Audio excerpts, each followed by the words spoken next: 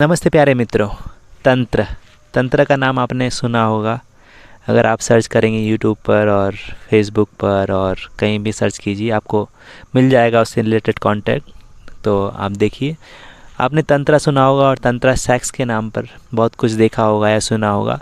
पर क्या सेक्स हो सकता है बिना रोमांस के?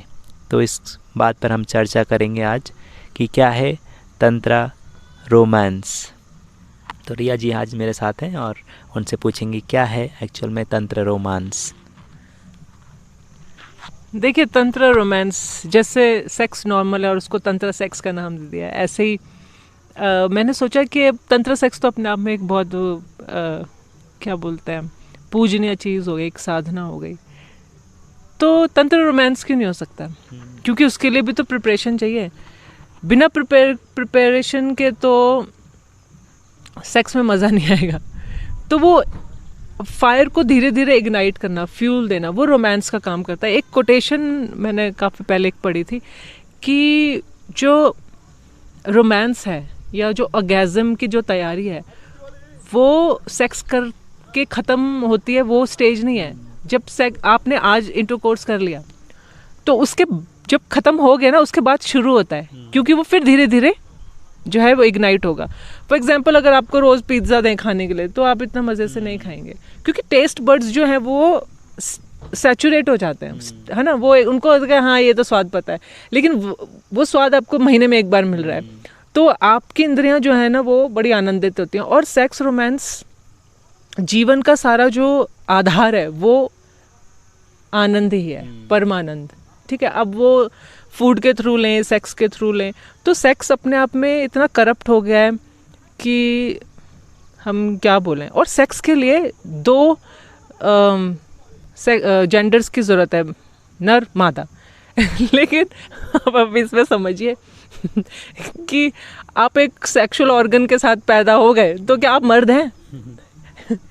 आप स्पिरिट में मर्द हैं, आप एक क्वालिटी में मर्द हैं। आप फूल में से खुशबू निकाल दे तो क्या वो गुलाब रह जाएगा? कोई भी फूल तो गुलाब नहीं हो जाता।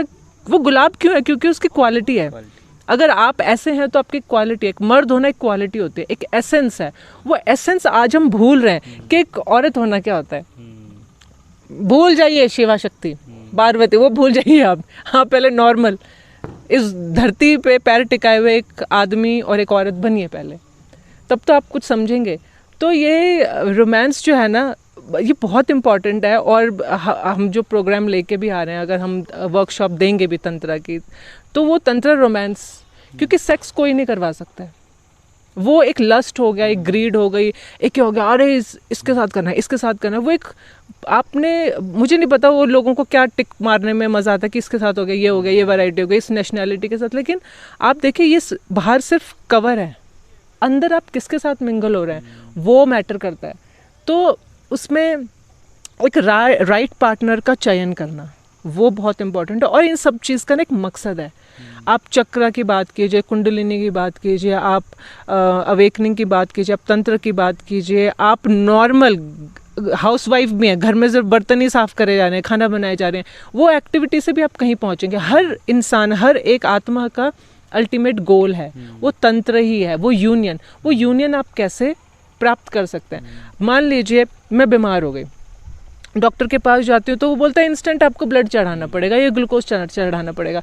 तो एक्सटर्नल अब मुझे नीड होगी क्योंकि डिफिशियंसी है।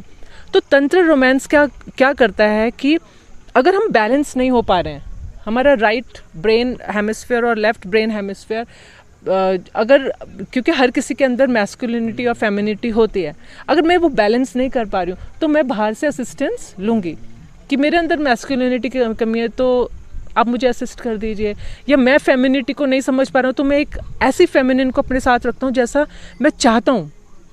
तो रोमांस ही ये पॉसिबल कर सकता है। सेक्स में क्या हुआ, सेक्स में तो आप क्या बोलते हैं, वो फ्यू सेकंड्स में ख़त्म हो जाएगा एक्ट, तो उसमें वो मज़ा नहीं है। आई एम श्योर आप समझ भी रहे होंगे बीइंग अ मैन कि जो एक रोमांस में मज़ा है, क्योंकि रोमांस में क्या होता है, आपका ब्रेन एक्टिव होता है, क्रिएटिविटी निकल के आती है। और सच बताऊं, सबसे ज़्यादा आप इंटेलिजेंट कितने आपके वे ऑफ रोमांस में ही नज़र आएगा। कई होते ना बस, मतलब उनको मुझे समझ में नहीं आता है कि लोगों को, शायद मैं, ऐसा लगता है कि मैं बेवकूफ़ हूँ या मेरे सर में से चमेली के तेल की खुशबू आती है, जौनपुर से आई हूँ तो कई बार शायद मैं शक्ल से ऐसे लगते होंगे बेवकूफ़ भोंदू, तो मैं देखता हूँ लड़कों के, मतलब वो क्या बोल रहे थे, झूठ पे झूठ, कोई लॉजिक नहीं है, और सिर्फ ये कि बस पट जाए, लेकिन कुछ इंटेलिजेंस तो आप दिखाइए, तब तो समझ में आएगा। तो वो क्योंकि उसमें मेहनत लगेगी, और सारा का सारा जो, जैसे मैंने थोड़ी देर पहले बोला कि सृष्टि का संचार, या एक जो आत्माएं उतरी भी हैं और अपने आप को नर मादा में अगर बांटा भी है, तो उनका मकसद यही है यूनियन, कि ब्रेन जो है ना वो शार्प हो। अब सेक्स करके ब्रेन कैसे शार्प हो रहा है, उसमें क्रिएटिविटी क्या है? क्रिएटिविटी नहीं है, तभी तो पॉर्न जो है वो एक टाइम पे एक टाइप का देख के आप बोर हो जाते हैं, क्योंकि आपको स्टिमुलेशन नहीं मिल रही है। फिर अलग अलग उसमें भी करप्शन देखिए, अब इतना करप्शन, इतना पहले तो नॉर्मल कपल में होता था, ठीक है, अभी माँ बेटे का सेक्स दिखाना है, क्योंकि लोग देख देख के सैचुरेट हो गए, तो वैरायटी आ रही है ना, कुत्ते घोड़े के साथ भी कर रहे हैं। तो ये सब हमको कहाँ लेके जा रही हैं चीज़ें, क्या हम इवॉल्व हो रहे हैं एज अ सोल? तो तंत्र रोमांस की आज के टाइम पे इतनी भारी ज़रूरत मुझे महसूस हो रही है कि मैं ये प्रोग्राम किसी ना किसी ज़रिए से लेके आऊँ, जहाँ पे हेल्दी रोमांस, आपकी जो हेल्दी डेटिंग होती है, जहाँ पे आप समझिए, क्योंकि आप कितना उसको रिस्पेक्ट देंगे कि उस, अगर मैं आपको अपना तंत्रा पार्टनर समझती हूँ, तो सोचिए मेरे लिए आप कितने अहम हो जाते हैं, क्योंकि आप फुलफिलमेंट दे रहे हैं जो मेरे अंदर कमी है। या मैं अगर आपके पार्टनर होती हूँ, तो सोचिए कितनी फुलफिलमेंट मैं दे रही हूँ, तो कितना अच्छा काम है, कोई देगा आपको। तो ये हमारी क्या बोलते है नहीं, ऐसा चलन नहीं है, क्यों नहीं है मुझे नहीं समझ में आ रहा है। आप कुछ बोलना चाहेंगे?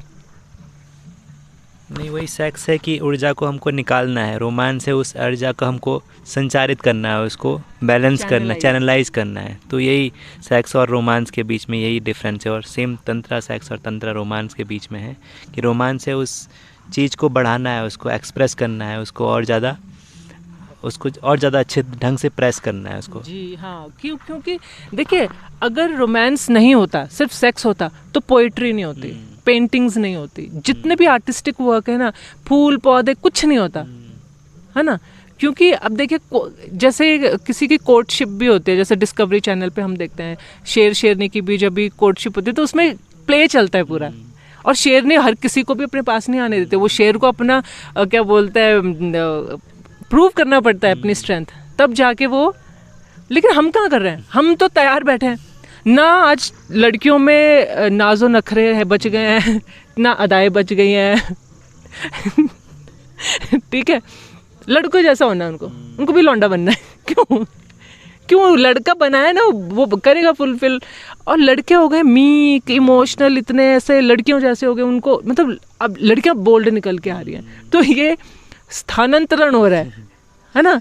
तो ये सृष्टि डिसॉल्व हो रही है, इवॉल्व नहीं हो रही है, डेजोल्यूशन की तरफ हम जा रहे हैं ना। तो चरम सीमा है कलयुग की। एक कोई कलयुग का कोई एक शो में देख रही थी, उसमें कलयुग की ना बता रहे थे कितने साल बच गए हैं, तो बोले थे नहीं अभी तो 4.5 लाख साल और। मैंने कहा ये मेरे परमात्मा, मैं तो ये बोलती हूँ जो ऐसा टॉक शो करते हैं ना, आप प्लीज़ रिसर्च इंसान को लाइए, PhD किया, डॉक्टरेट किया, कम से कम वो तमीज़ से बात करेगा। आप वो पता है इंसान क्या बोल रहा है, नहीं अभी तो सिर्फ शुरू है। वैसे कलयुग का आगाज़ कब से बोलते हैं, जब से कृष्ण की डेथ हुई है ना, कि वो महाभारत का काल खत्म होते ही कलयुग शुरू। तो देखिए उसको भी 3-3.5 हज़ार साल हो गए, तो अभी वो बोले 4.5 लाख। अरे आज के टाइम पे ना लड़का रहा ना लड़की रही बच्चे तो पता नहीं क्या पैदा होंगे। 4.5 लाख इमेजिन कर सकते हो आप।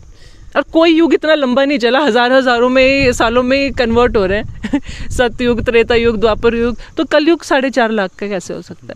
उसका देखिए, मेरे को भी एक ज्योतिषी जी हैं, उन्होंने मुझे बताया कि कलयुग में पहले ज़माने में क्या होता था, चंद्र ग्रहण, सूर्य ग्रहण काफ़ी लंबे टाइम पे आते थे। कलयुग में ये रैपिडली होते हैं, साल में आपको 2-3 देखने को मिल जाएंगे। तो एक ग्रहण जो है ना, वो काफ़ी सालों को कम कर देता है, खा जाता है। तो 4.5 लाख साल वो लिखा सही है, लेकिन उसको समझ हम सही नहीं रहे। अब यही कि बुद्धिजीवी ऐसे है, जैसे पढ़ा है लिटरल वैसे का वैसे रख दिया। अरे आप अपने तक ही रखिए, अब मत आइए मीडिया में, क्योंकि अब गलत चीज़ें भी तो दे रहे हैं। अब लोगों को क्या लगेगा, लोग डीमोटिवेट भी तो होते हैं। अब जो हमको ज्ञान उतर रहा है उसके हिसाब से 2030 हमारे पास सिर्फ 10 साल बच गए हैं, उसमें आपको जो करना है वो तरीके से तमीज़ से आप एक फाउंडेशन डाल दीजिए, क्योंकि अभी एक्स्ट्रा टेरेस्ट्रियल बीइंग्स, एलियंस आपके बीच में होंगे, आप नहीं कर पाएंगे मुकाबला, रोबोट से आप नहीं लड़ सकते हो, वो आने वाला है, वो शुरू भी हो गई हैं वो सारी की सारी चीज़ें, वो आर्मी खड़ी हो जाएगी, क्या कर सकते हो आप,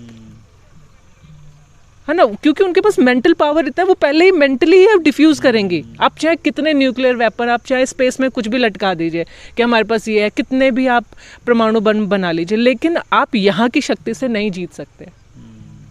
फॉर एग्जाम्पल आप मेरे को अटैक करने वाले हैं, लेकिन मैं मेंटली आपका वाइब्रेशन कर दूं, आप मेरे को फूल ही दे रहे होगे, क्या करोगे? और ऐसी शक्तियाँ आ रही हैं, हम देखा है, ट्रेनिंग भी है, तभी तो ये सारी चीज़ें, लेकिन लोग नहीं इसको समझ पा रहे हैं कि सेक्स को, रोमांस को, रिलेशनशिप, शादी, नौकरी, बच्चा पैदा करना, एग्रीकल्चर करना, गेहूँ उगाना, ये उगाना, ये सब रिलेटेड हैं, कुछ अलग नहीं है।